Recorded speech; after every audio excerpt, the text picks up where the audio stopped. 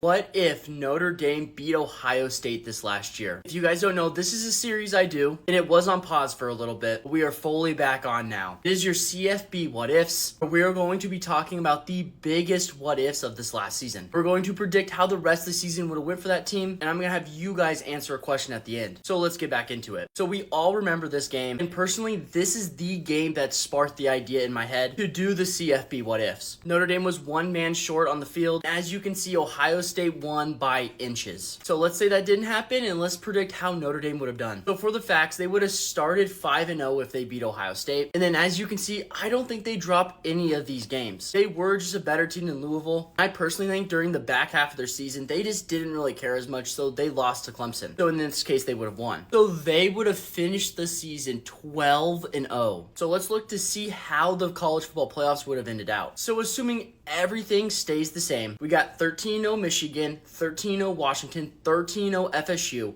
12-0 Notre Dame, 12-1 Texas, 12-1 Bama, and your only team who didn't win a conference minus Notre Dame because they're independent is 12-1 Georgia. So I want you guys to answer in the comments who gets in. Here's my take. So Michigan and Washington obviously get in. I then still think the energy stays the same and FSU gets knocked out because of Jordan Travis. I think then because of that, Notre Dame does slot in at the 3 spot. And then hear me out of these 3 teams, Bama would be the one that get in. They would not leave the SEC out in this situation, and they would just say that Bama was a different team at the beginning of the year when they lost to Texas. Well, let me know what you guys think in the comments, and let me know if you like these what ifs.